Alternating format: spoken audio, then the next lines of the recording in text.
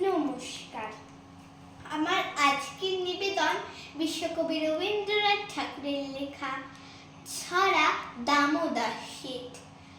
অল্পেতে খুশি হবে দামোদর শীত কি মুরগির মোয়া চাই, চাই ভাজা ভেটকি, আনবে কটকি জুতো, মটকিতে ঘি এনো, জলপাইগুড়ি থেকে এনো কই ঝিওনো, চাটনিতে পাওয়া যাবে বোয়ালের পেটকি, চিনে বাজারের থেকে এনো তো গরম চা, কাঁকড়ার ডিম চাই, চাই যে গরম চা, না হয় খরচা হবে, মাথা হবে হেটকি, মনে রেখো বড়